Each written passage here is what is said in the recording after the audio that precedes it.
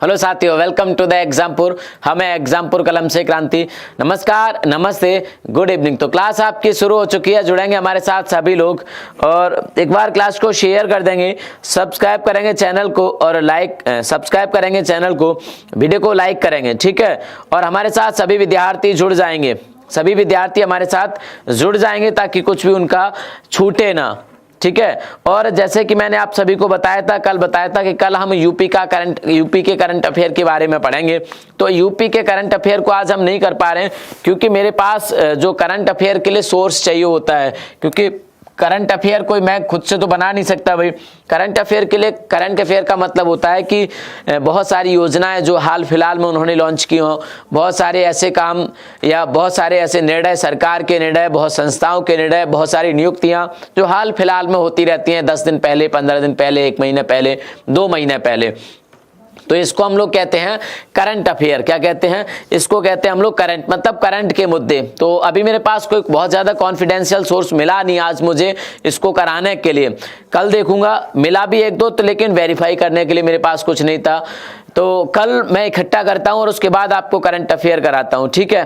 कल मैं इसको इकट्ठा करता हूं और फिर उसके बाद मैं इसको करा देता हूं आपकी क्लास में। तो कोशिश करेंगे, कल करेंगे हम लोग और इवेंट बन जाएगा तो आप लोग सभी जान जाएंगे कि आज करना है हमें। आज जो हम लोग करेंगे वो है हमारा क्या? आज जो हम लोग पढ़ेंगे वो है हमारा चैप्टर उत्तर प्रदेश के वन्यजीव विहार, ठीक है, वाइल्ड लाइफ सेंचुरी, वन्यजीव विहार, ठीक, वन्यजीव विहार और पक्षी विहार, बर्ड सेंचुरी, ठीक है। वाइल्ड लाइफ सेंचुरी, वन्यजीव विहार, ठीक है, वन्यजीव विहार और हमारा क्या हो जाएगा? और हमारा होगा आज का चैप्टर बर्ड सेंचुरी, पक्षी विहार। और क्या? पक्षी विहार, पक्षी विहार। तो दो हमारे ये आज के चैप्टर हैं। कौन सा पक्षी विहार कहाँ पर स्थित है, कौन से पक्षी विहार का क्षेत्रफल सबसे ज्यादा है, कौन से पक्षी विहार का क्षेत्रफल सबसे ज्यादा है और कौन सा पक्षी विहार कब स्थापित किया गया, ये हमारा आज का टॉपिक होगा।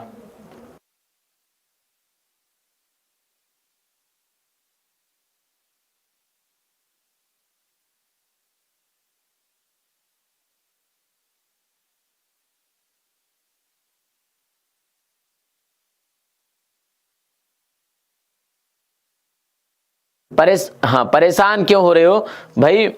हाँ, परेशान क्यों हो रहे हो भाई? आ जाएगी, टेंशन क्यों लेते हो? वैकेंसी भी आ जाएगी, ठीक है, वैकेंसी भी आ जाएगी। सब काम अपने टाइम पर होता है और कोई काम टाइम पर होता है वही अच्छा होता है। मान लो आज वैकेंसी आ भी जाए अभी से और आप उसकी डेट आ जाए, क्योंकि पिछले 2-3 फॉर्म में देखा गया है डेट भी बहुत ज़्यादा लंबा टाइम नहीं लेती पेपर में। यूपीपी का जैसे कि पिछली बार दिसंबर में वैकेंसी आई थी, नवंबर में आई थी, 8 दिसंबर तक उसका फॉर्म भरा गया था और उसके बाद 27 जनवरी और 28 जनवरी को उसका पेपर हुआ था। तो इसका मतलब बहुत ज़्यादा समय नहीं था उन विद्यार्थियों के पास जिन्होंने फॉर्म भरा था, बहुत ज़्यादा लंबा समय नहीं था। तो अगर आ भी जाती है अभी तो आपके पास भी कोई इतना ज़्यादा समय नहीं बचेगा कि आप फिर उसमें तैयारी कर पाओ। तो पहले तैयारी अपनी पूरी कर लो और उसके बाद अगर आप ऐसा सोचते हैं कि सर वैकेंसी नहीं आई, तब तो सोचना भी अच्छा है। तो अभी तैयारी आपकी पूरी नहीं है, क्योंकि तैयारी को हुए ही कितने दिन है, 10-12 दिन क्लास को चले हुए हैं। तो तैयारी अगर पूरी होती तो पिछली वाले में हो गया होता सिलेक्शन। इसका मतलब तैयारी पूरी नहीं है, कहीं ना कहीं आपसे पहले भी मिस्टेक हुई थी और अगर अभी वैकेंसी आ जाती है तो इस बार भी आप कहीं ना कहीं गलती कर जाओगे। चलेगा, हाँ चलेगा। हम लोग अब आते हैं अपने चैप्टर पर, सभी लोग ध्यान देंगे, ठीक है, सभी लोग ध्यान देंगे। सबसे पहले तो देखते हैं कि जो वन्यजीव अभ्यारण्य होते हैं उनका उद्देश्य क्या होता है। वन्यजीव अभ्यारण्य जो होते हैं हमारे, उनका उद्देश्य क्या होता है? तो हमारे जो वन्य प्राणी होते हैं, क्या होते हैं? वन्य प्राणी होते हैं, अर्थात तो जो जंगली जानवर, हम अपनी भाषा में कहें तो हमारे जो वन्य प्राणी होते हैं, अर्थात जो वाइल्ड लाइफ होती है इनकी, जंगली जीवन होता है, जो जंगलों में रहना पसंद करते हैं, जो जंगलों में रहना पसंद करते हैं, प्रकृति के लिए उनका संरक्षण बहुत जरूरी होता है। उनको बचा के रखना, उनको सुरक्षित रखना, अर्थात उनका संरक्षण, अर्थात प्रोटेक्शन उनका बहुत जरूरी होता है, ताकि हमारी जो प्रकृति होती है उसमें एक संतुलन बना रहे, एक बैलेंस बना रहे। तो इसके लिए प्रदेश में सबसे पहले वन्यजीव परिरक्षण संगठन की की स्थापना की गई। इसके लिए प्रदेश में वन्यजीव परिरक्षण संगठन की स्थापना की गई। वन्यजीव परिरक्षण हाँ, इसके लिए वन्यजीव परिरक्षण की संगठन की स्थापना की गई। परिरक्षण संगठन की स्थापना की गई प्रदेश में 1956 में, 1956 में। कब की गई? 1956 में प्रदेश में वन्यजीव परिरक्षण संगठन की स्थापना करी गई 1956 में। इस 1956 के जो संगठन था, एक ऑर्गेनाइजेशन था जो उत्तर प्रदेश के वन्य जीवों को प्रोटेक्ट करने के लिए बनाया गया था। इसके द्वारा प्रदेश में एक वन्यजीव अभयारण्य स्थापित किया गया। कब किया गया? 1957 में। 1957 में एक वन्यजीव अभयारण्य स्थापित किया गया जो कि प्रदेश का पहला अभयारण्य था। क्या था? फर्स्ट वाइल्ड लाइफ सेंचुरी थी, पहला वन्यजीव अभयारण्य था 1957 में। नाम था इसका चंद्रप्रभा वन्यजीव अभयारण्य। क्या था? चंद्रप्रभा नाम था इसका। क्या? चंद्रप्रभा वन्यजीव अभयारण्य। चंद्रप्रभा वन्यजीव अभयारण्य। ठीक है, चंद्रप्रभा वन्यजीव अभयारण्य था इसका नाम, वन्यजीव अभयारण्य। ये कहां पर स्थापित किया गया? अभयारण्य ये स्थापित किया गया आपके कहां पर? चंदौली में। कहां पर किया गया? चंदौली में। चंदौली में इसकी स्थापना की गई। कहां पर? चंदौली में इसकी स्थापना की गई 1957 में, 1957 में। 1957 में इसकी स्थापना की गई। 1957 में इसकी स्थापना की गई चंदौली में। मैं इसको मिटा देता हूं। इसके अगर हम लोग क्षेत्रफल की बात करें, एरिया की बात करें, तो इसका जो एरिया है, क्षेत्रफल है, वो है लगभग 78 वर्ग किलोमीटर। कितना है? 78 वर्ग किलोमीटर इस चंद्रप्रभा वन्यजीव अभयारण्य का एरिया है। अगर इसके हम देखें कि ये किसके लिए प्रसिद्ध है, तो एक आपका होता है चिंकारा। क्या होता है? चिंकारा होता है, सांभर होता है। चिंकारा, सांभर, ठीक है, इस अभयारण्य में पाए जाते हैं। चिंकारा, सांभर, तेंदुआ इस वन्यजीव अभयारण्य में पाए जाते हैं। और आपका भालू भी यहाँ पर पाए जाते हैं। तो चिंकारा, सांभर, तेंदुआ, भालू और एक होता है आपका नीलगाय। नीलगाय तो वैसे प्रदेश में बहुत सारी जगह पाए जाते हैं। ठीक है, तो एक क्या होता है आपका? नीलगाय। इनके जीवन को प्रोटेक्ट करने के लिए, सुरक्षित और संरक्षित रखने के लिए इस पार्क की स्थापना की गई, जो कि प्रदेश की पहली वन्यजीव अभयारण्य है, प्रदेश की पहली सेंचुरी है। कौन सी है? चंद्रप्रभा वन्यजीव अभयारण्य। चंदौली में इसको बनाया गया। चंदौली कहाँ पर है? प्रदेश के पूर्वी डिस्ट्रिक्ट है, जिसका एक तरफ का हिस्सा किससे लगता है? बिहार से लगता है। आज मुझे लगता है हाँ, चिंकारा के लिए चौधरी साहब बता रहे हैं, चिंकारा के लिए प्रसिद्ध है। बुक में 1956 है। 1956 का ऑर्गेनाइजेशन था। 1956 में ऑर्गेनाइजेशन बना और इस ऑर्गेनाइजेशन ने 1957 में इस पार्क की स्थापना करी। मुझे यही याद है, याद नहीं बल्कि कंफर्म है। ठीक है, बाकी आप सर्च करके देख लेना या फिर मैं भी देख लूंगा सर्च करके। 1956 नहीं होना चाहिए, अगर है 1956 तो फिर वो मेरी समझ से गलत होना चाहिए। ठीक है, आगे है सेकंड। आगे है क्या? सेकंड में इसको मिटा दूं ना? बिल्कुल मिटा देता हूं। आगे आपका क्या? किशनपुर वन्यजीव विहार। किशनपुर वन्यजीव विहार, हाँ जी, किशनपुर वन्यजीव विहार। ठीक, आगे क्या है आपका? किशनपुर वन्यजीव विहार। किशनपुर वन्यजीव विहार। ठीक है, आगे क्या है आपका? किशनपुर वन्यजीव विहार। किशनपुर वन्यजीव विहार की बात करें तो ये कहां पर है? बहराइच में है, सॉरी लखीमपुर खीरी में है, कतरनिया घाट बहराइच में। ये किशनपुर वन्यजीव विहार बहराइच और लखीमपुर खीरी के बॉर्डर पर स्थित है। कुछ हिस्सा इसका बहराइच में जरूर आता है, खासकर ये लखीमपुर खीरी में। ठीक है, लखीमपुर खीरी में। ठीक, कहां पर? लखीमपुर खीरी। हाँ, ये किशनपुर वन्यजीव विहार कहाँ पर है आपका? लखीमपुर खीरी में, लखीमपुर खीरी और बहराइच के बॉर्डर पर है। और अगर इसकी स्थापना की बात करें कि इसको कब स्थापित किया गया, तो ये 1972 1972 में 1972 में इसको स्थापित किया गया। 1972 में इसको स्थापित किया गया। 1972 में इसकी स्थापना की गई। 1972 में इसकी स्थापना करी गई। अगर ये देखें कि किसके लिए प्रसिद्ध है, तो आपका शेर है। क्या है? शेर है, बारहसिंगा है। ठीक है, शेर है, बारहसिंगा है, शेर है, बारहसिंगा है, बाघ या टाइगर कह सकते हो आप इसे। ठीक है, टाइगर है, क्या है आपका, टाइगर है। हाँ, तो शेर है, बारहसिंगा है, टाइगर है आपका, गैंडा है, क्या है आपका, गैंडा है, ठीक है, गैंडा है, हाथी है, ठीक, हाथी है, और भालू है। इन लोगों के लिए इसे बनाया गया, इन लोगों के लिए इसे 1972 में स्थापित किया गया, 1972 में इसको स्थापित किया गया। अगर मैं इसके क्षेत्रफल की बात करूं तो लगभग 204 वर्ग किलोमीटर इसका क्षेत्रफल है। कितना है, 204 वर्ग किलोमीटर इसका क्षेत्रफल है, 204 वर्ग किलोमीटर इसका क्षेत्रफल है। तो हमने दो देखे, एक हमारा चंद्रप्रभा वन्यजीव अभ्यारण्य जो कि प्रदेश का पहला है, किशनपुर वन्यजीव अभ्यारण्य 1972 में। हाँ देखो, फैजान अहमद ने बता भी दिया है कि ये कब स्थापित हुआ था, तो 1972 में इसकी स्थापना की गई। कहां पर,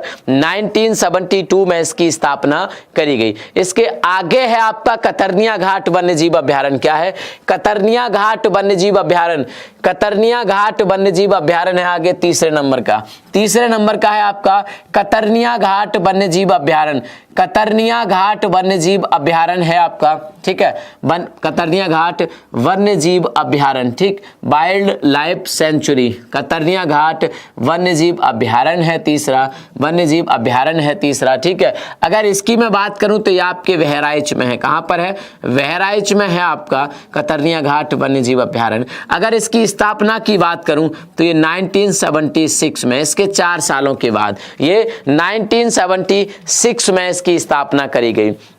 अगर इस कतरनिया घाट की मैं बात करूं, कतरनिया घाट की अगर मैं बात करूं कि किसके लिए प्रसिद्ध है, तो खासकर ये किसके लिए, घड़ियाल वगैरह के लिए, घड़ियाल वगैरह के लिए प्रसिद्ध है, घड़ियाल वगैरह के लिए प्रसिद्ध है। और दूसरी बड़ी बात, ये जो आपका कतरनिया घाट वन्यजीव अभ्यारण्य और जो किशनपुर वन्यजीव अभ्यारण्य है, इन दोनों को टाइगर प्रोजेक्ट घोषित किया गया है, इन दोनों को टाइगर प्रोजेक्ट में डिक्लेयर किया गया है। टाइगर प्रोजेक्ट जो 1973 में शुरू हुआ था, उसी में इसको इंक्लूड किया गया है, उसी में इसको इंक्लूड किया गया है। तो आपका कतरनिया घाट वन्यजीव अभ्यारण्य बहराइच में 1976 में इसकी स्थापना हुई थी, और किशनपुर वन्यजीव अभ्यारण्य, किशनपुर वन्यजीव अभ्यारण्य जिसकी स्थापना 1972 में हुई थी, जिसकी स्थापना कब हुई थी, 1972, 1972 में इसको स्थापित किया गया। आगे है आपका एक इम्पोर्टेंट, मैं मिटा दिया ना, हाँ, इसके बाद चौथा आएगा रानीपुर, एक है इंपॉर्टेंट, रानीपुर वन्यजीव अभ्यारण्य। क्या है, रानीपुर वन्यजीव अभ्यारण्य, मैं इसको मिटा देता हूं यहां से पूरा साफ। रानीपुर वन्यजीव अभ्यारण्य, क्या है, रानीपुर वन्यजीव अभ्यारण्य, रानीपुर वन्यजीव अभ्यारण्य, ठीक, रानीपुर वन्यजीव अभ्यारण्य है आपका, वन्यजीव अभ्यारण्य, ठीक, क्या है, रानीपुर वन्यजीव अभ्यारण्य। और अगर इस रानीपुर वन्यजीव अभ्यारण्य की बात करूंगा तो ये प्रदेश के बांदा में स्थित है। कहां पर स्थित है, प्रदेश के बांदा में स्थित है रानीपुर वन्यजीव अभ्यारण्य। अगर मैं इसकी स्थापना की बात करूं तो ये उसके 1 साल बाद, 76 में जो बनाया गया था उसके 1 साल बाद 1977 में, 1977 में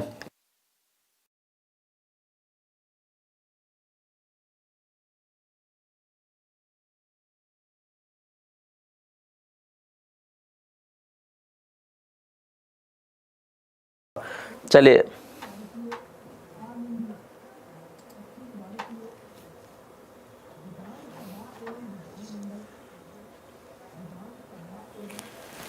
इटावा सफारी लाइन बता दूंगा।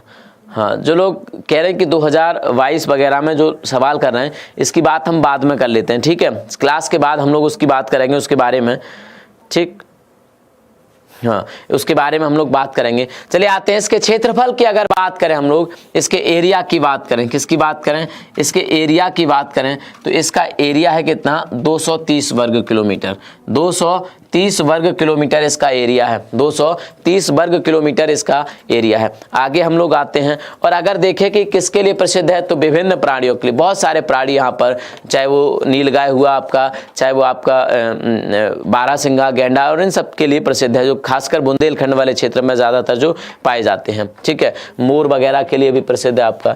आगे चलते हैं हम लोग, ठीक,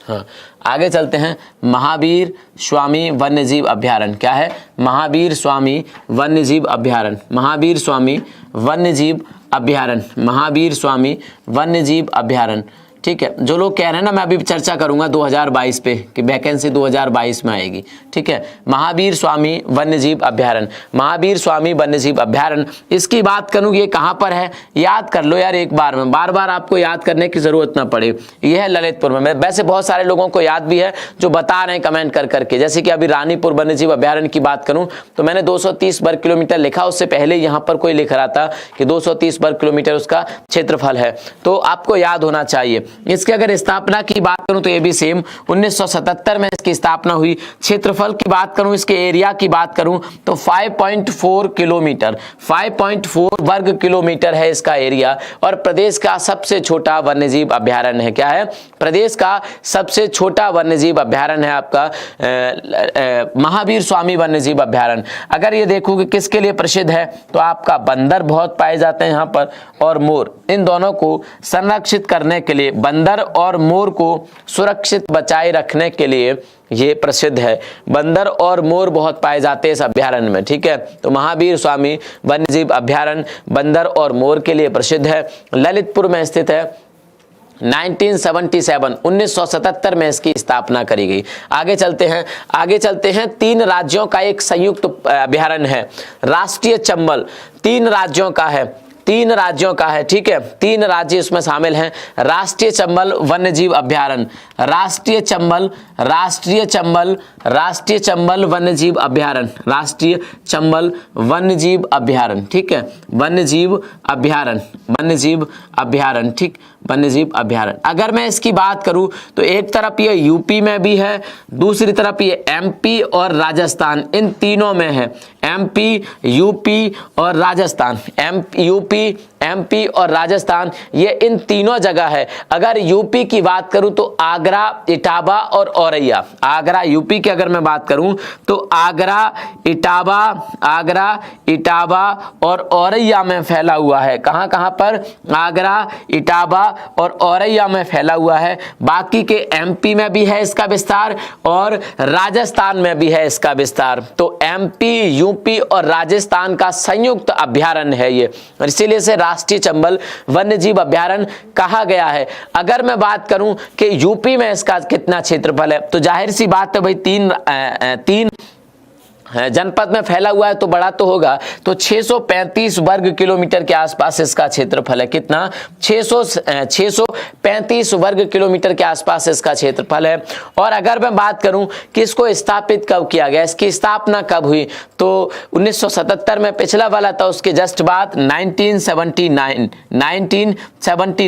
1979 में इसकी स्थापना की गई। कब की गई? 1979 में इसकी स्थापना की गई। अगर मैं बात करूं कि किसके लिए प्रसिद्ध है तो ये घड़ियाल के लिए प्रसिद्ध है, ये डॉल्फिन के लिए प्रसिद्ध है, ये मछली के लिए प्रसिद्ध है। कहां पे लिखूं? इधर लिखता हूं, ठीक है। ये घड़ियाल के लिए प्रसिद्ध है, ठीक है। ये चंबल में वैसे ही घड़ियाल ज्यादा मिलते हैं। ये डॉल्फिन के लिए प्रसिद्ध है। किसके लिए? डॉल्फिन के लिए प्रसिद्ध है। ये मछली के लिए प्रसिद्ध है, मछली के लिए प्रसिद्ध है। ये मगरमच्छ के लिए भी प्रसिद्ध है, ठीक है।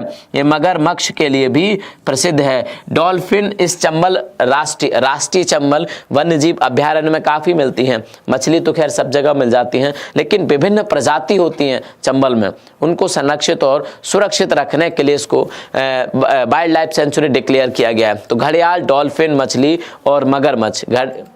635, हाँ आगरा में। सरिता यादव कह रही कि मेरे यहाँ पे आगरा में, तो बिल्कुल होना चाहिए, ऑफ कोर्स होगा। आगे चलते हम लोग, कैमूर वन्यजीव अभ्यारण्य। क्या है? कैमूर वन्यजीव अभ्यारण्य। आगे है कैमूर। मैंने आपको बताया था जब हम उत्तर प्रदेश की चर्चा कर रहे थे, तब मैंने आपको बताया था इंपॉर्टेंट चीजें इसके बारे में, ठीक है, कैमूर पर्वत के बारे में। तो कैमूर वन्यजीव अभ्यारण्य, कल मैं यूपी का करंट अफेयर कराऊंगा, ठीक है। और ये यूपी, न केवल यूपी का, अगर यूपी गवर्नमेंट ने कोई योजना डिक्लेयर किया तो हर एग्जाम में पूछा जाएगा ये, चाहे वो एनटीपीसी का हो चाहे कोई सा एग्जाम हो, सब हर में पूछा जाता है। कोई स्टेट का पर्टिकुलर करंट अफेयर नहीं होता। अब भाई स्टेट का ही होगा तो कोई ना कोई योजना किसी राज्य में ही चलती है ना। कोई ना कोई चलती है, पूछा जाएगा मध्य प्रदेश की सरकार ने क्या किया, तो यूपी में भी उनमें से एक राज्य है। तो ऐसा नहीं है कि यूपी का करंट अफेयर सिर्फ यूपी के एग्जाम में पूछा जाएगा। कल मुझे बहुत सारे बच्चे यहाँ पे लाइव दिखने चाहिए। यूपी का कल मैं करंट अफेयर करवाऊंगा, यूपी का कल मैं करंट अफेयर करवाऊंगा। वैसे तो आज ही करवाना चाहिए था, लेकिन आज मैंने बताया क्या प्रॉब्लम रही, मुझे कोई कॉन्फिडेंशियल सोर्स नहीं मिला आज की क्लास तैयार करने के लिए, क्योंकि जब हम जीके पढ़ते हैं, यूपी जीके पढ़ रहे हैं, अब इसमें तो मुझे बहुत सारा याद है, काफी सारा याद है, कभी कभी कुछ देखने की जरूरत पड़ती है तो उसके लिए गूगल भी है, बहुत सारी चीजें हैं, देख लो आराम से। लेकिन करंट अफेयर आपको याद नहीं होता, तैयार करना पड़ता है आपको, हमेशा क्या करना पड़ता है, तैयार करना पड़ता है। चाहे वो बुक से करो, चाहे वो किसी गूगल से करो, चाहे वो कहीं से भी करो, चाहे किसी किताब से, मैगजीन से, न्यूज़पेपर से, कहीं से करो, करना पड़ता है आपको तैयार। ठीक है, तो कल बहुत सारे लोग में मुझे यूपी के करंट अफेयर में मिलना चाहिए, और ये सब सारे एग्जाम के लिए, चाहे 4 दिन बाद आपका जो पेपर है यूपी पीसीएस का उसके लिए हो, और चाहे आपका यूपी पुलिस या यूपी एसआई, क्योंकि वैकेंसी तो आनी है, मार्च में वैकेंसी आएगी। अब ऐसा साफ साफ हो गया कि मार्च तक आ जाएगी आपकी वैकेंसी, तो अप्रैल में पेपर होगा, उससे पहले हो सकता है यूपी पुलिस की आए। मैं बात करूंगा 2022 पे, ठीक है, तो वैकेंसी तो आनी है, ऐसी बात तो है नहीं। चलेगा, आगे हम लोग चलते हैं, आगे हम लोग चलते हैं और आगे देखते हैं हम लोग। ठीक है, कैमूर वन्यजीव अभ्यारण्य, कैमूर वन्यजीव अभ्यारण्य, कैमूर वन्यजीव अभ्यारण्य की बात जब हम लोग करेंगे, कैमूर वन्यजीव अभ्यारण्य की बात हम लोग करेंगे, ठीक है, तो ये स्थित है आपके सोनभद्र में। कहां पर स्थित है? सोनभद्र में स्थित है। ठीक है, सोनभद्र और मिर्जापुर में, सोनभद्र और मिर्जापुर में आपका, सोनभद्र और मिर्जापुर में आपका कैमूर वन्यजीव अभ्यारण्य स्थित है। ठीक है, अगर इसकी स्थापना की बात करूं तो 1982 में इसकी स्थापना की गई थी, 1982 में इसकी स्थापना की गई थी। अगर इसके क्षेत्रफल की मैं बात करूं तो इसका क्षेत्रफल जो है वो है एरिया, अर्थात एरिया या क्षेत्रफल एक ही बात है, 501 वर्ग किलोमीटर। कितना है? 501 वर्ग किलोमीटर इसका क्षेत्रफल है। अगर मैं देखूं कि ये किसके लिए प्रसिद्ध है, तो आपके चीता के लिए प्रसिद्ध है, आपके तेंदुआ के लिए प्रसिद्ध है, चिंकारा आपके तेंदुआ के लिए प्रसिद्ध है, आपके चिंकारा के लिए प्रसिद्ध है, चिंकारा के लिए प्रसिद्ध है, आपके काला हिरन के लिए प्रसिद्ध है, जिसकी हत्या की थी किसने? सलमान खान ने। आपके काला, ठीक है, काले हिरन के लिए प्रसिद्ध है, काले हिरन के लिए प्रसिद्ध है। तो आपका चीता, तेंदुआ, चिंकारा, काला हिरन, नीलगाय, इन सब के लिए प्रसिद्ध है आपका क्या? कैमूर वन्यजीव अभ्यारण्य। ये जो सोनभद्र और आपका मिर्जापुर है, और इसके जस्ट दक्षिणी छोर पे क्या लगता है आपका? कैमूर की पहाड़ियां हैं, और इन्हीं कैमूर की पहाड़ियों पर स्थित है आपका कैमूर वन्यजीव अभ्यारण्य। कैमूर वन्यजीव अभ्यारण्य 1982 में इसकी स्थापना की गई थी। इसके बाद एक इंपॉर्टेंट है, मैं बताऊंगा क्यों इंपॉर्टेंट है। इसके बाद है आपका हस्तिनापुर वन्यजीव अभ्यारण्य। क्या है? हस्तिनापुर वन्यजीव अभ्यारण्य, हस्तिनापुर वन्यजीव अभ्यारण्य। ठीक है, इसके बाद क्या है? हस्तिनापुर वन्यजीव अभ्यारण्य, हस्तिनापुर वन्यजीव अभ्यारण्य है इसके बाद। हस्तिनापुर वन्यजीव अभ्यारण्य। ठीक है, हस्तिनापुर वन्यजीव अभ्यारण्य, इसकी अगर स्थापना की बात करूं तो ये 1986 में, कब? 1986 में इसकी स्थापना करी गई। और इसके अगर क्षेत्रफल की बात करूं तो ये राज्य में सबसे ज्यादा इसका क्षेत्रफल है, राज्य में सबसे ज्यादा इसका क्षेत्रफल है, लगभग 2072 वर्ग किलोमीटर इसका क्षेत्रफल है, 2072 वर्ग किलोमीटर इसका क्षेत्रफल है। क्योंकि ये कई जनपद में फैला है, मेरठ में है, गाजियाबाद में है, ठीक है, मेरठ में है, गाजियाबाद में है, आपका मुरादाबाद में है। कहां पर है? मुरादाबाद में है। ठीक है, आपके मुरादाबाद के बाद हापुड़ में है। ठीक है, तो मेरठ है आपका, गाजियाबाद है आपका, मुरादाबाद है आपका, हापुड़ है, मुजफ्फरनगर में भी है। कहां पर है? मुजफ्फरनगर में भी है। ठीक है, मुजफ्फरनगर में भी है आपका, मुजफ्फरनगर में भी है, और बिजनौर में भी है। इन जनपदों में फैला है आपका, क्या है? इन जनपदों में फैला है, मेरठ, गाजियाबाद, मुरादाबाद, हापुड़, मुजफ्फरनगर, बिजनौर में फैला है आपका क्या? हस्तिनापुर वन्यजीव अभ्यारण्य। हस्तिनापुर वन्यजीव अभ्यारण्य ये हमारे प्रदेश का सबसे बड़ा वन्यजीव अभ्यारण्य है। क्या है? हमारे प्रदेश का सबसे बड़ा वन्यजीव अभ्यारण्य है।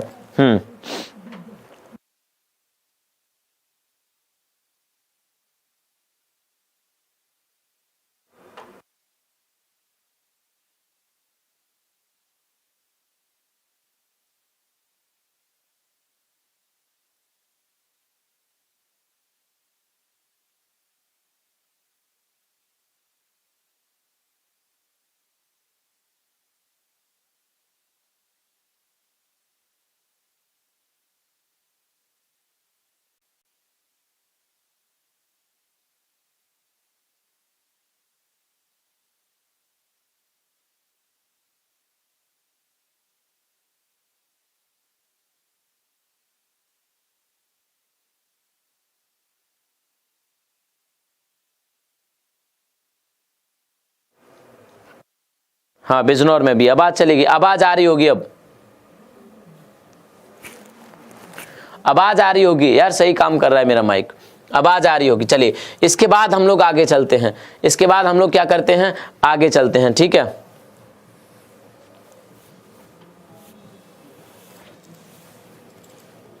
वॉइस नहीं आ रहा है, वॉइस आ रहा है भाई, चलेगा। इसके बाद आता है आपका सुहागी बरवा वन्यजीव अभ्यारण्य। क्या आता है, सुहागी बरवा, सुहागी बरवा वन्यजीव अभ्यारण्य, सुहागी बरवा वन्यजीव अभ्यारण्य, ठीक है, वन्यजीव अभ्यारण्य 1987 में, 1987 में इसकी स्थापना करी गई। कब की गई, 1987 में इसकी स्थापना करी गई। ये स्थित है महाराजगंज में। कहाँ पर है, प्रदेश के महाराजगंज में। महाराजगंज देखा था आपका कुन्ने पर था, जैसे एक तरफ ये बिहार है, एक तरफ ऊपर नेपाल है, एक तरफ ऊपर नेपाल है, कुन्ने पे था महाराजगंज। क्षेत्रफल की बात करूं, एरिया की बात करूं तो 428 वर्ग किलोमीटर, 428 वर्ग किलोमीटर इसका एरिया है। इसके बाद है सुहेलवा वन्यजीव अभ्यारण्य। क्या है, सुहेलवा वन्यजीव अभ्यारण्य, ठीक है। बताइए आप लोग, ये मैं आपसे पूछ रहा हूँ, 3-4 बार मैं आपसे पूछ चुका हूँ, बता चुका हूँ। सुहेलवा वन्यजीव अभ्यारण्य कहाँ पर है, सुहेलवा वन्यजीव अभ्यारण्य कहाँ पर है, वन्यजीव अभ्यारण्य कहाँ पर है, ये आपके लिए है, ठीक है। जल्दी से जो बताएगा सुहेलवा वन्यजीव अभ्यारण्य में, जो बताइएगा सुहेलवा वन्यजीव अभ्यारण्य कहाँ पर है। हाँ, सुहेलवा वन्यजीव अभ्यारण्य ये आपका 1987 में 428 क्षेत्र, हाँ वर्ग किलोमीटर इसका क्षेत्रफल है। कितना है, 428 वर्ग किलोमीटर इसका क्षेत्रफल है। आप लोग बताइएगा तब तक सुहेलवा।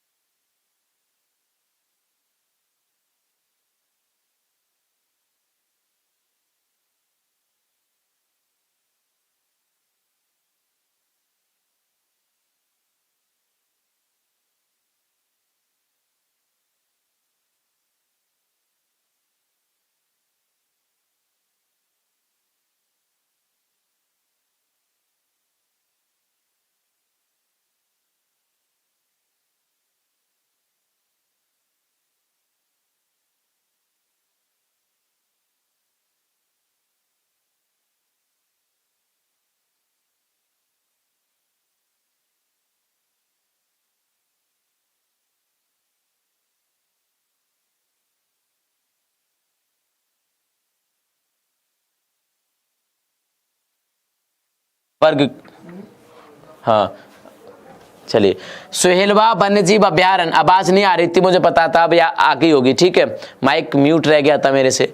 तो गोंडा, बलरामपुर और श्रावस्ती, गोंडा, बलरामपुर और श्रावस्ती इन 3 जनपदों में फैला हुआ है। आप बहुत सारे लोग कमेंट करके बता रहे थे, कोई 2 बता पा रहे थे, कोई 1 बता पा रहे थे, बट इन तीनों में फैला है, गोंडा, बलरामपुर और श्रावस्ती में। इसके क्षेत्रफल की बात करें तो 452 वर्ग किलोमीटर इसका क्षेत्रफल है।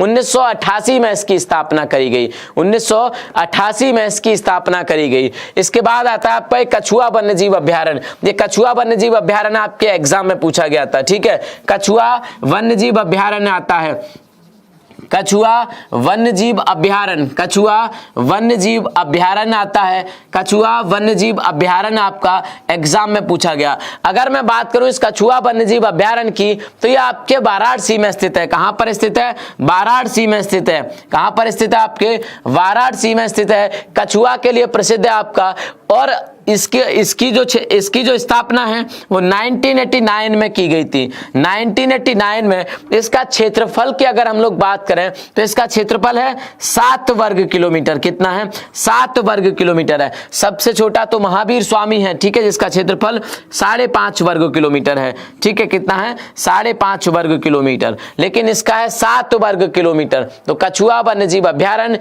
ये कहां पर स्थित है, हमारा ये स्थित है वाराणसी में, ठीक है। इसके बाद आता है पीलीभीत टाइगर रिजर्व, क्या आता है, पीलीभीत टाइगर रिजर्व आएगा इसके बाद। और पीलीभीत टाइगर रिजर्व की बात करूं तो इसमें दुधवा नेशनल पार्क का कुछ पार्ट आता है, कुछ शाहजहांपुर का पार्ट है और पीलीभीत का पार्ट है। इसको मिलाकर टाइगर रिजर्व डिक्लेयर किया गया है। प्रदेश की अगर बात करें तो 3 टाइगर रिजर्व हैं प्रदेश में। कौन कौन से, मैंने बताया किशनपुर कतरनिया घाट, इन दोनों को मिलाकर टाइगर रिजर्व बनाया गया है। किशनपुर प्लस कतरनिया घाट वन्यजीव अभ्यारण्य को, इन दोनों को मिलाकर टाइगर रिजर्व बनाया गया है। दूसरा आपका पीलीभीत टाइगर रिजर्व है, क्या है, पीलीभीत टाइगर रिजर्व है।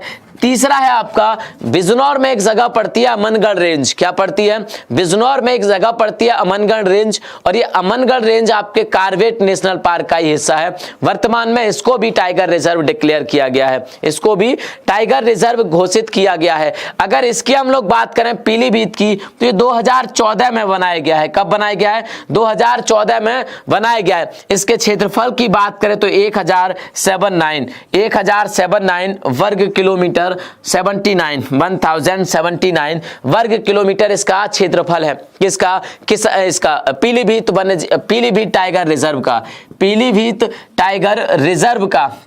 टाइगर रिजर्व का जो वर्तमान में क्षेत्रफल है वो है 1079, ठीक है। और किशनपुर प्लस कतरनिया घाट को ये तो दोनों बता चुका, ये लिखा इसलिए क्योंकि इसको भी टाइगर रिजर्व डिक्लेयर किया गया है प्रदेश में। और तीसरा है बिजनौर का अमनगढ़ रेंज, ठीक है, इसको भी टाइगर रेंज घोषित किया गया है। अभी पूछा गया था यही जो UPSSC का एग्जाम हुआ था, UPSSC का एग्जाम हुआ था, इसमें यही क्वेश्चन आया था कि निम्नलिखित में से कौन सा प्रदेश का हिस्सा, कौन सा क्षेत्र टाइगर रिजर्व डिक्लेयर किया गया है, उसमें से यही वाला ऑप्शन था तीसरा, अमनगढ़ रेंज। क्या है, अमनगढ़ रेंज। तो अमनगढ़ रेंज ये आपके कार्बेट नेशनल पार्क का ही हिस्सा है जो कि आपके झारखंड में, सॉरी उत्तराखंड में पड़ता है, और उत्तराखंड में पड़ता है। इसी का कुछ हिस्सा बिजनौर में है, और बिजनौर में इस जगह को कहते हैं हम लोग अमनगढ़ रेंज, ठीक है, अमनगढ़ वन रेंज। ये हमारा टाइगर रिजर्व है प्रदेश का। आगे चलते हैं इसके बाद। हाँ जी, UPGK में कितने टॉपिक हैं प्लीज, टॉपिक 20-25 मान लो भाई, 20-25 टॉपिक मान लो, ज्यादा टॉपिक नहीं है, ठीक है, ज्यादा टॉपिक नहीं है यूपी स्पेशल में।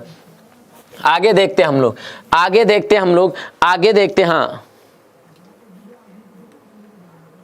ठीक, अच्छा पीलीभीत के हो, अभिजीत पांडे कह रहे हैं कि मैं पीलीभीत का हूं, बहुत अच्छी बात है। आगे चलते हैं हम लोग, आगे हमारा अगला टॉपिक आएगा पक्षी बिहार का। क्या आएगा, पक्षी बिहार का। बहुत सारे पक्षी हमारे पास ऐसे हैं जिनको सुरक्षित और संरक्षित रखने के लिए हमने पक्षी बिहार बनाए हैं। क्या बनाए हमने, पक्षी बिहार बनाए हैं, क्योंकि जो वन्यजीव अभ्यारण्य है वो तो लगभग इतने ही है, लगभग इतने ही 12 के आसपास हैं, और पक्षी बिहार हमारे पास लगभग 13 के आसपास है, इससे ज्यादा नहीं है। तो 11 सब लगभग मैंने करा दिए, सारे करा दिए। अब हमारे पास आता है पक्षी बिहार, और पक्षी बिहार की हम लोग बात करें तो इसमें भी पूछा जाता है कि सबसे पुराना कौन सा है, या सबसे पुराना कौन सा है, या सबसे बड़ा कौन सा है, या सबसे छोटा कौन सा है। तो इसमें भी सवाल पूछे जाते हैं।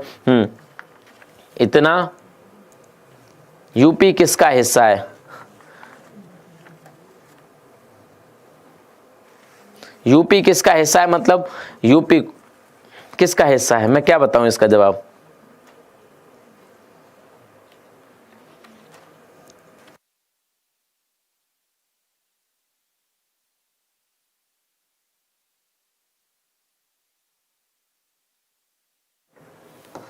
हाँ चलेगा, हम लोग आते हैं इस पे पक्षी बिहार पे। किस पे आते हैं, पक्षी बिहार पे आते हैं। वर्ड सेंचुरी, किस पे आते हैं हम लोग, वर्ड सेंचुरी, वर्ड सेंचुरी, ठीक है।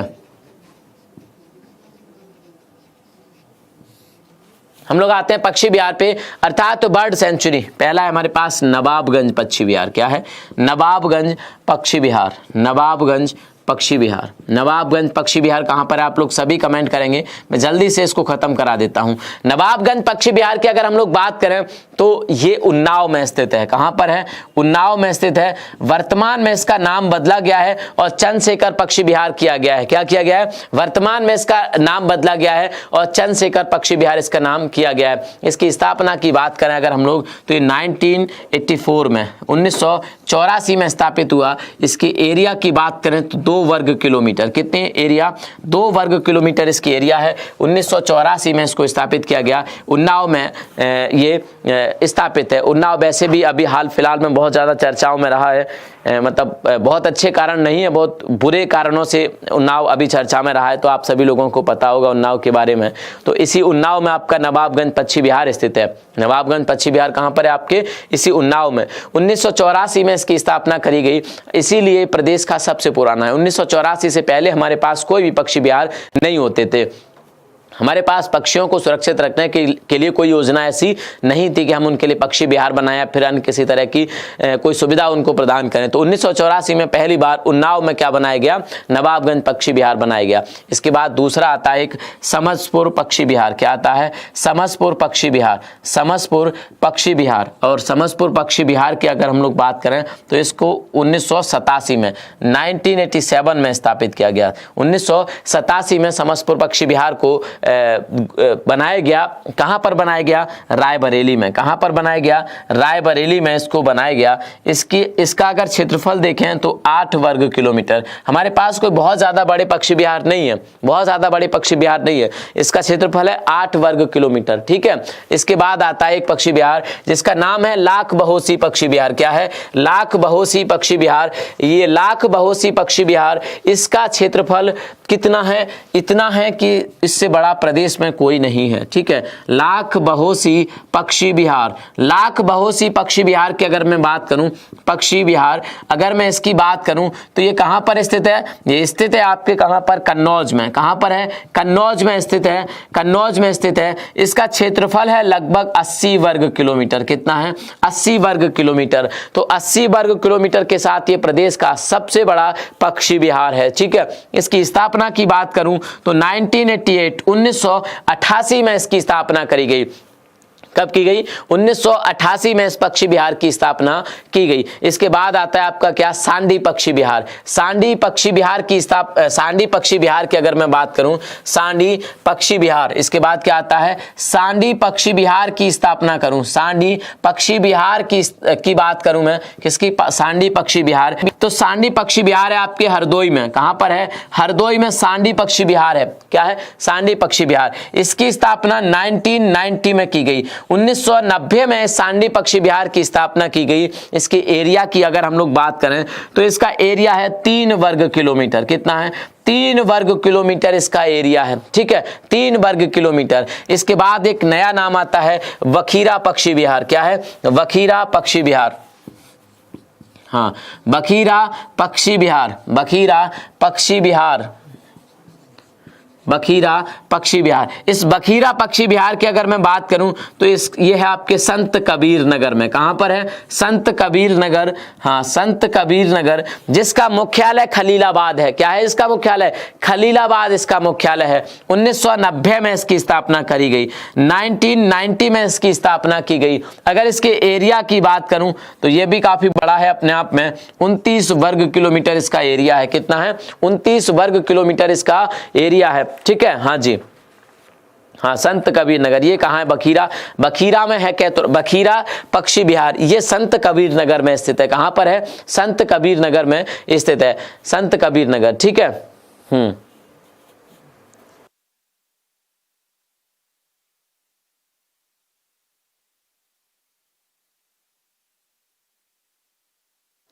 संत कबीर नगर 3 नहीं है, 29 वर्ग किलोमीटर। ठीक है। इसके बाद है आपका ओखला पक्षी विहार। क्या है? इसके बाद है आपका ओखला पक्षी विहार। ओखला पक्षी विहार। अगर ओखला पक्षी विहार की बात करूं मैं तो ये आपके गौतम बुद्ध नगर। कहां पर है? गौतम बुद्ध नगर और आपके गाजियाबाद में। गौतम बुद्ध नगर और गाजियाबाद में। इसका थोड़ा बहुत हिस्सा दिल्ली में पड़ता है। थोड़ा बहुत हिस्सा इसका दिल्ली में पड़ता है। तो गौतम बुद्ध नगर एक जनपद है जिसका मुख्यालय नोएडा में है। तो नोएडा, गाजियाबाद और थोड़ा बहुत हिस्सा इसका दिल्ली में पड़ता है। इसकी स्थापना की अगर मैं बात करूं, ठीक है, स्थापना की बात करूं तो 1990 में इसको भी स्थापित किया गया। एरिया की अगर बात करूं तो एरिया जो यूपी में है इसका 4 किलोमीटर। ठीक है। 4 वर्ग किलोमीटर इसका एरिया। इसके बाद आएगा आपका समान पक्षी विहार। क्या आएगा? समान पक्षी विहार। और समान पक्षी विहार की मैं बात करूं तो आपके ये मैनपुरी में है। कहां पर है? मैनपुरी में है। ठीक है। मैनपुरी में है आपका समान पक्षी विहार। कहां पर है? मैनपुरी में है आपका समान पक्षी विहार। और इसके अगर स्थापना की बात करूं मैं, इसकी अगर स्थापना की बात करूं तो सेम रहेगा 1990, क्या रहेगा, सेम रहेगा 1990। एरिया थोड़ा सा ज्यादा है, इसको सही कर लेंगे, 5 वर्ग किलोमीटर हो जाएगा। कितना हो जाएगा, 5 वर्ग किलोमीटर हो जाएगा। इसके बाद आता है एक सुहागी अर्गा पक्षी विहार। क्या आता है, सुहागी अर्गा पक्षी विहार, जो कि गोंडा में है। कहां पर है, गोंडा में है, तो सुहागी अर्गा पक्षी विहार। ठीक है,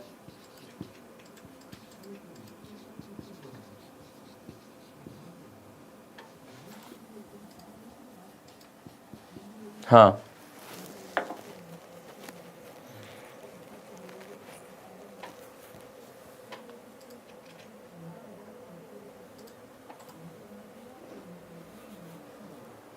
प्रश्न विनोद कुमार कह रहे हैं एक प्रश्न पूछना। भाई पूछिए प्रश्न। हाँ प्रश्न पूछिए भाई।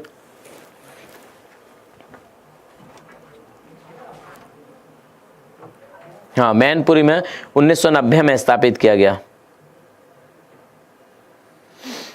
चलिए हाँ आगे चलते हैं, आगे चलते हैं। और आगे हम किसकी बात कर रहे थे, आगे हम किसकी बात कर रहे थे, सुहागी अर्गा। सुहागी अर्गा नहीं, पार्वती अर्गा। ठीक है, पार्वती अर्गा पक्षी विहार, पार्वती अर्गा पक्षी विहार, सुहागी गलत लिख गया ये। ठीक है, तो क्या है आगे, वन्य जीव अभ्यारण्य चल रहा होगा दिमाग में। तो आगे है पार्वती अर्गा, सुहागी तो बरबा है। ठीक है, सुहागी बरबा, पार्वती अर्गा, ये आपके गोंडा में स्थित है। कहां पर है, ये आपके गोंडा में स्थित है। एक प्रश्न पूछने की बात कर रहे थे, पूछिए सर। आंवला की खेती कहाँ होती है, आंवला की खेती सबसे ज्यादा होती है प्रतापगढ़ में। कहां पर होती है, प्रतापगढ़ में। क्या यही क्वेश्चन पूछ रहे थे।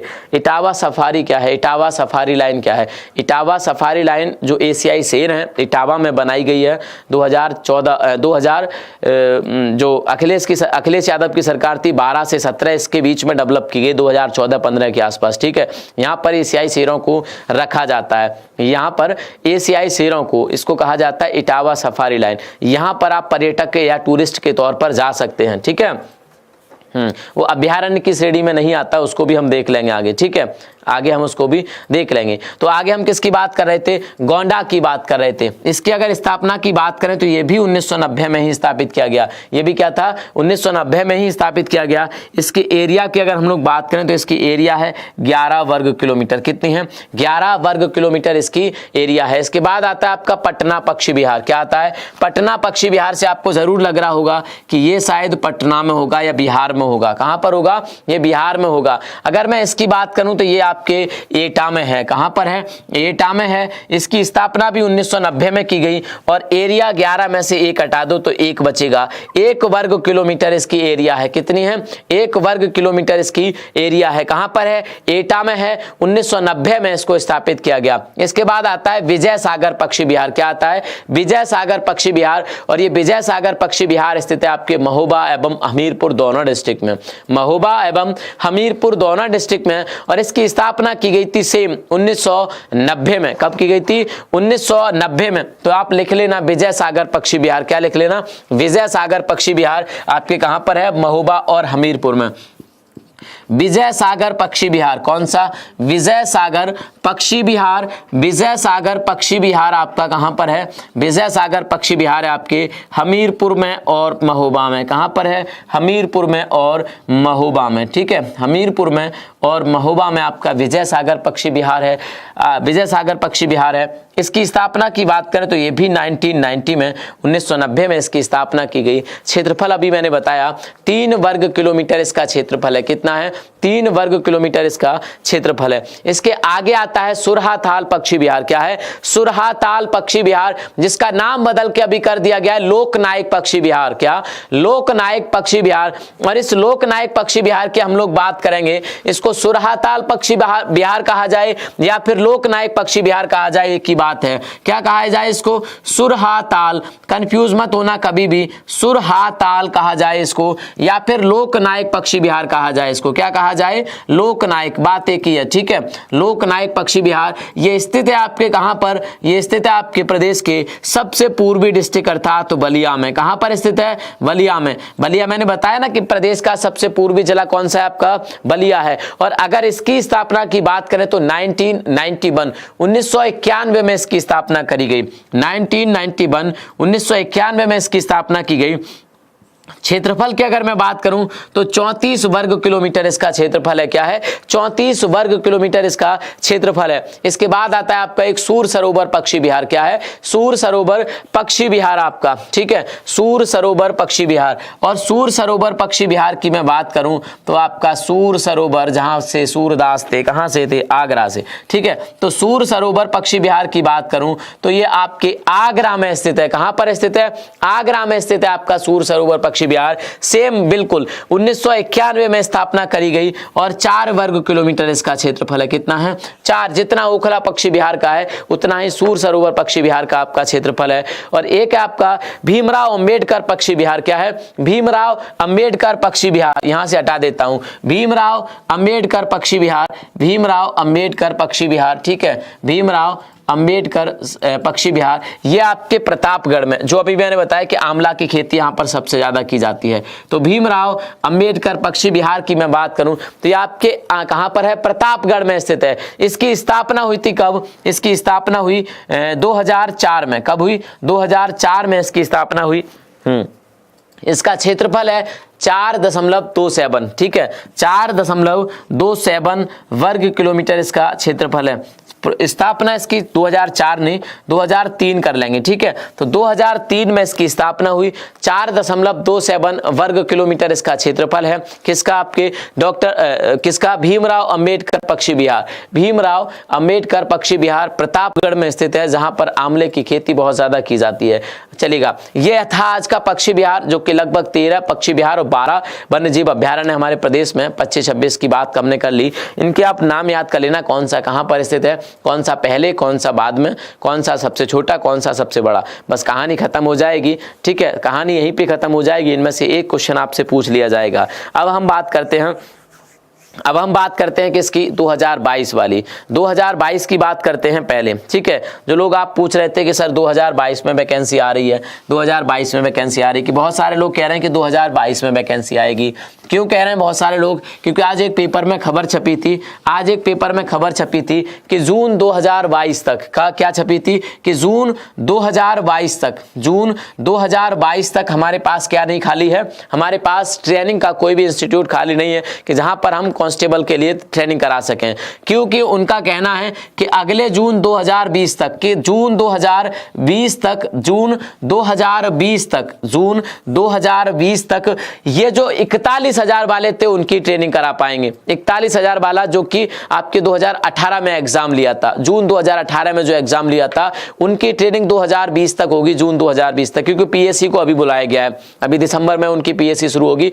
41,000 वाली ये रिजल्ट आया, ये तो बिल्कुल बचे ही बचे हैं। तो बिल्कुल सही बात है भाई साहब, बिल्कुल सही बात है भाई साहब, कि उनकी अब जून 2020 तक उनकी ट्रेनिंग हो जाएगी। उसके बाद 49,000 वाले आएंगे। तो भाई जब ये क्या बात उनको पहले से नहीं पता थी? उनको बिल्कुल पता थी कि जून 2020 तक हमारे पास 41,000 वाले ही निपटा पाएंगे। हम 41,000 वालों को ही हम जून 2022 तक निपटा पाएंगे, ये बात उनको पहले पता थी। फिर उन्होंने जनवरी 2019 में एग्जाम क्यों लिया था? जनवरी 2019 में एग्जाम क्यों लिया था? क्योंकि उनको पता था कि हम जिनका एग्जाम लेने के बाद लगभग 10 महीने में हम लोग रिजल्ट दे पाएंगे, क्योंकि ऑफलाइन पेपर होता है। 10 महीने में हम इनका रिजल्ट दे पाएंगे और 10 महीने के बाद फिर इनका DBPST तमाम कराएंगे, दौड़ कराएंगे। उसके बाद रिजल्ट फाइनल करने में, जो फाइनल रिजल्ट आएगा, फाइनल रिजल्ट में कम से कम 3-4 महीने लगा देंगे। क्या लगा देंगे? 3-4 महीने हम फाइनल रिजल्ट देने में लगा देंगे। तो फाइनल रिजल्ट देने में इनको पता था कि 1.5 साल लगा देंगे। तो अगली जो वैकेंसी आएगी उसमें भी 1-1.5 साल लगेगी फाइनल रिजल्ट आने में, दौड़ DBPST जो भी होना है सब होने में, मेडिकल होने में, क्योंकि मेडिकल भी होगा। अभी तो बहुत लंबा टाइम है। जो इनका जो पेपर कराएंगे, अभी तो इनका DBPST हो रहा है। अभी क्या हो रहा है? अभी इनका DBPST हो रहा है, फिजिकल स्टैंडर्ड टेस्ट, दौड़ हो रहा है, डॉक्यूमेंट वेरिफिकेशन हो रहा है। इसके बाद इनका सबका खत्म हो जाएगा। 1,23,000 का जब सबका पूरे दिसंबर में खत्म हो जाएगा, जब तक भी चलेगा, मुझे एग्जैक्ट डेट नहीं पता कि तब तक चलेगा। जब खत्म हो जाएगा फिर फाइनल रिजल्ट आएगा और उसके बाद मेडिकल कराएंगे। तो आसान काम नहीं है, मेडिकल में भी बहुत लंबा टाइम लग जाएगा इनको कराने में। तो 1.5-2 साल तो अभी भी वैकेंसी आ जाती है तो लग जाएगी, तो कौन सी बड़ी बात हो गई। तो इसका मतलब ये नहीं है कि जून 2022 तक अगर इनके पास ट्रेनिंग के लिए जगह खाली नहीं है तो जून में पेपर लेंगे आपसे। भाई जून में तो, जून से पहले तो यूपी में आपके इलेक्शन ही हो जाएंगे। इनको भरने हैं 2.5 लाख। इन्होंने कहा है कि हर साल हम 50,000 देंगे। 2018 की वैकेंसी दी थी, 19 की तो दी नहीं अभी, तो आएगी इसी महीने बहुत ज़्यादा पॉसिबल है, या फिर जनवरी में पॉसिबल है। जब वैकेंसी आती है तो बोर्ड ये नहीं कहता, जो ट्रेनिंग कराने की जिम्मेदारी होती है सरकार की, भर्ती करता है बोर्ड को ये मतलब नहीं है कि जगह खाली है नहीं खाली है, भाई वो कराएगा वैकेंसी लेके आएगा। ये बात सही है कि अभी ट्रेनिंग के लिए बहुत सारे कैंडिडेट बाकी हैं कि उनकी ट्रेनिंग पहले कराई जाएगी, लेकिन ये भी बात सही है कि प्रोन्नति बोर्ड को, जो भर्ती बोर्ड होता है, वो ये सारी चीज़ें नहीं देखता, क्योंकि वही काफ़ी टाइम ले लेता है। 1.5 साल तो लगभग वही ले लेता है, 1.5 साल तो लगभग वही ले लेता है सारा रिजल्ट फाइनल करने में, क्योंकि 1 साल इसको ले लिया इन्होंने। जनवरी में पेपर हुआ था, 1 साल पूरी पहला रिजल्ट देने में ले लिया, अभी 6 महीने और ले लेगा मेडिकल तक पहुंचाने में, तो 1.5 साल तो ले ही लेता है ना पूरी। तो जब 1.5 साल इसमें ले लेता है तो 2021 तो वैसे ही कर देगा भाई। अगर अभी एग्जाम कराए तो उसको फाइनल करने में, तो अभी तो फॉर्म भी नहीं दिया, तो बहुत ज़्यादा पॉसिबल है आपसे कि दिसंबर इसी महीने या फिर जनवरी के महीने में फॉर्म दे दे, मार्च या फिर फरवरी के महीने में, दिसंबर या जनवरी में फॉर्म दे दे, मार्च के महीने में बहुत ज़्यादा पॉसिबल है आपका एग्ज़ाम ले ले मार्च के महीने में, और उसको रिजल्ट दे देगा वो दिसंबर जनवरी अगले में। ठीक है, टाइम लगता है, तब तक 2021 आ जाएगी और उसको TBPST दौड़ मेडिकल करा के 2021 का अप्रैल में ही आ जाएगा, तब तक 2021 का अप्रैल में ही आ जाएगा, और तब तक आपके लिए ट्रेनिंग की जगह खाली हो जाएगी। ऐसा नहीं है कि ये कराएगा जाके 2021 में या फिर अगली साल दिसंबर में कराएगा तो फिर इतनी जल्दी रिजल्ट दे के सब कुछ कर देगा 2022 तक फाइनल, ऐसा बिल्कुल भी नहीं है। फॉर्म देगा आपका फरवरी में या जनवरी तक फॉर्म दे देगा, मार्च तक आपका एग्जाम बहुत ज़्यादा पॉसिबल है करा लेगा। तो आप ये टेंशन मत लीजिए कि सर कराएगा कि नहीं कराएगा, ठीक है। आप बस तैयारी करते रहिएगा। एसएससी की बच्चा अगर तैयारी करता है तो वो ये नहीं देखता कि हमारा फॉर्म कब आएगा, 3-3 साल तैयारी करता रहता है, 3-3 साल तक तैयारी करता रहता है, क्योंकि एसएससी की कंपटीशन थोड़ी ज़्यादा है। यूपी पुलिस में तो कंपटीशन ही नहीं है भाई साहब, बच्चे नहीं मिले तो उनको 41,000 वाली वैकेंसी के लिए बच्चे नहीं मिले थे, मैं सच बता रहा हूँ, क्योंकि इसमें दौड़ भी लेता है 5 किलोमीटर, हर कोई नहीं मार पाता दौड़ भी कराता है, मेडिकल भी इसका तो अच्छा होता है, बहुत सारे लोग मेडिकल में बाहर हो जाते हैं। 41,000 वाले में उसको बच्चे नहीं मिले थे, कट ऑफ और तीसरी चौथी लिस्ट लानी पड़ी थी, और वही देख लो यहाँ पर हो रहा है, वही देख लो आधे बच्चे डिस्क्वालीफाई हो रहे हैं दौड़ में लेके। तो यहाँ भी बच्चे ले पाना 49-50 हज़ार आसान काम नहीं होता। भर्ती आएगी भाई, बहुत जल्दी भर्ती आएगी, चलेगा। हाँ, तो एक और इम्पॉर्टेंट सूचना है आपके लिए। सूचना ये है कि एसएससी सीजीएल और सीएचएसएल, अगर आप एसएससी सीएचएसएल और सीजीएल की तैयारी कर रहे हैं तो उसके लिए एक बहुत बढ़िया कोर्स है हमारे पास, जिसकी क्लासेस 16 दिसंबर से स्टार्ट हो रही हैं। ज़्यादा वक्त नहीं है अब 16 दिसंबर का, आज 12 दिसंबर, 4 दिन और हैं, 3 दिन और हैं बीच में, 13, 14, 15, चौथे दिन क्लास आपकी शुरू हो जाएंगी। ठीक है, तो अभी जल्दी से उसमें एनरोल करवा लेंगे खुद को, ताकि पहले दिन से आप क्लास में जुड़ पाएंगे। ठीक है, तो चलेगा। और एग्जाम में ज़्यादा वक्त नहीं है, 16 मार्च से सीएचएसएल का, 2 मार्च से सीजीएल का। ठीक है, तो शुक्रिया आप सभी का, खुश रहेंगे। जय हिंद, जय भारत, थैंक यू।